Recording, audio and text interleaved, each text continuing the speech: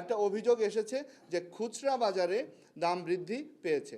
তো খুচরা বাজারে দাম যখন বৃদ্ধি পেয়েছে তখন আমরা আমাদের যখন মোবাইল টিমগুলো পাঠাচ্ছি তখন তারা একটা অভিযোগ দিচ্ছে যে খাতুনগঞ্জ বাজার থেকে আমাদের কিনতে বেশি দাম লাগছে, এই জন্য আমাদের দাম বৃদ্ধি পাচ্ছে। আমরা এটা এনশিওর করতে চাই আপনাদের মাধ্যমে এবং এখানে যারা ব্যবসায়ী সমিতি আছেন যে খাতুনগঞ্জ বাজার থেকে যে জিনিসটাই খুচরা ব্যবসায়ীরা কিনে নেবে সেটার জন্য রিসিট থাকে এবং তার একটি ফোন নাম্বার রেখে দিবেন। যখন আমার টিমটা যাবে সে যখন বলবে যে আমি খাতুনগঞ্জের এই বাজার থেকে কিনেছি, এই দোকান থেকে কিনেছি, তখন যেন আমরা তাকে নক করতে পারি যে সে তাকে রিসিট ছাড়া দিয়েছে কিনা। আসলে রিসিট ছাড়া যেন না দেয় সেটা আমরা এখন থেকে এনশিওর করব যে রিসিট ছাড়া কোনো খুচরা ব্যবসায়ীকে আমরা কোনো মালামাল দেবো না। আর একটি বিষয় ভাই, আপনি যেটি বললেন যে সিন্ডিকেট, কোনো সুযোগ নাই নতুন বাংলাদেশে, কোনো সিন্ডিকেট করার কোনো সুযোগ নাই এবং আমরা সবার কাছে প্রত্যাশা করি সবাই তার দায়িত্বশীল আচরণ করবে। আমরা প্রত্যাশা করি এই ব্যবসায়ী সমিতি, খাতুনগঞ্জ বাজারে যারা ব্যবসায়ী সমিতি তারা অত্যন্ত একটা বলবো যে গর্বিত একটা অংশীদার এই বন্দর বাণিজ্যিক একটা রাজধানীর। তাদেরও দায়িত্ব আছে, তারা তাদের অবস্থান থেকে তারাও মনিটর করবে। যদি কেউ সেখানে কোনো সিন্ডিকেট করার চেষ্টা করে আমরা অবশ্যই তার বিরুদ্ধে কঠোর ব্যবস্থা নেব। কোনো সুযোগ নাই সিন্ডিকেট করার এবং আপনাদের কাছে যদি কোনো ইনফরমেশন থাকে আমাদেরকে দেন, আমরা সেখানে ব্যবস্থা করব। এছাড়া আমরা আমাদের যে গোয়েন্দা সংস্থা, আমাদের মোবাইল টিম, তারাও কাজ করে যাচ্ছে যে আমাদের কাছে কোনো ইনফরমেশন আসলেই আমরা সেখানে ব্যবস্থা গ্রহণ করব।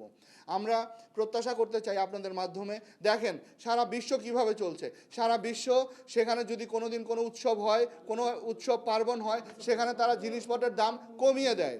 আর আমরা চলি হচ্ছে অপোজিট ট্রেনে, আমরা অপোজিট ট্রেনে চলি।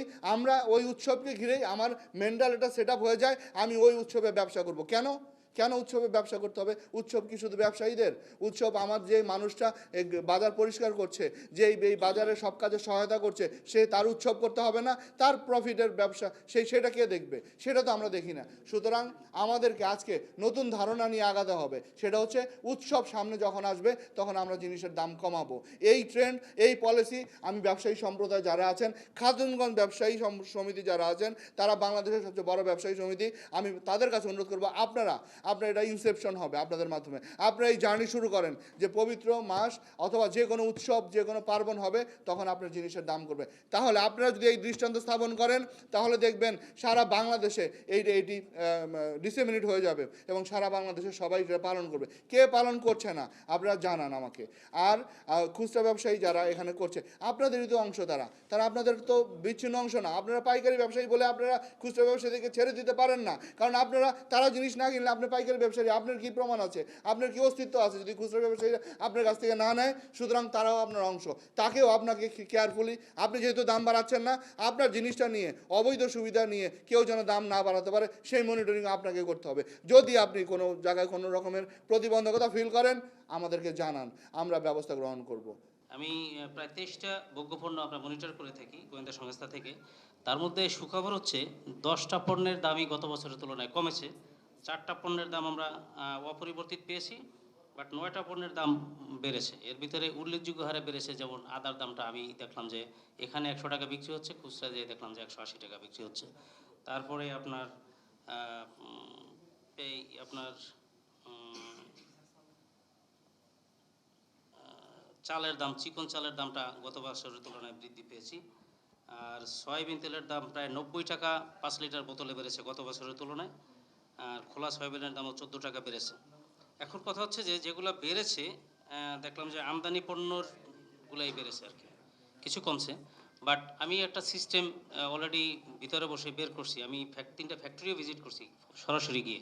ওখানে গিয়ে দেখলাম যে Abul Khair group 50,000 metric ton palm oil নিয়ে আসছে, বাট সে দেখলাম খাতুনগঞ্জের মাত্র 8 থেকে 10 জনের কাছে পুরো পাম অয়েলটা সেল করে দিচ্ছে। এই 10 জন হচ্ছে প্রায় 500 কোটি টাকার 600 কোটি টাকার মাল কিনে নিয়ে এসে এই 10 জন আবার প্রায় 700 800 বা 500 লোকের কাছে সারা দেশে বিক্রি করে দিচ্ছে।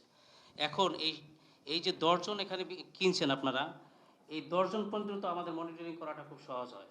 বাট এরপরে যে যাদের কাছে বিক্রি করা হচ্ছে এদেরকে ডিওর মধ্যে লেখা আছে যে 15 দিনের মধ্যে তার ফ্যাক্টরি থেকে মাল রিসিভ করতে হবে, লেখা দেখছি আছে। বাট আমার সামনেই দেখলাম একজন আসছে 3 মাস পরে, আর একটা ট্রাক আসছে দেখলাম আসছে 1 বছর পরে। মানে সে ডিওটা নেছে গত বছর, মাল রিসিভ করতে আসছে এখন এই জিনিসটা আপনারা যাদের কাছে ডিওটা সেল করেন, এখানের যারা আসেন আপনারা, তারা এইটা যদি আপনারা একটু কন্ট্রোল করেন, এটা রাষ্ট্রের জন্য ভালো হয় মনিটর করা। আপনি তার কাছে বিক্রি করার সময় বলে দেবেন যে সর্বোচ্চ 1 মাস, 1.5 মাস, 2 মাসের বেশি তুমি এই মালটা হোল্ড করতে পারবা না, ফ্যাক্টরি থেকে মাল নিয়ে নাও।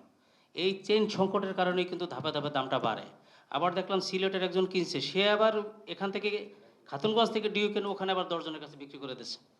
এই যে ধাপে ধাপে যে ডিওর যে শুধু কাগজের হাত বদল, পণ্য খালাস হচ্ছে না, এইটার কারণে কিন্তু প্রত্যেকটা স্টেজই 1.5 টাকা 2 টাকা 2 টাকা করে বেড়ে যাচ্ছে। এবং যে কারণে রাষ্ট্র চাইলেও কিছুটা কম দামে কিন্তু তেল দিতে পারতেছে না।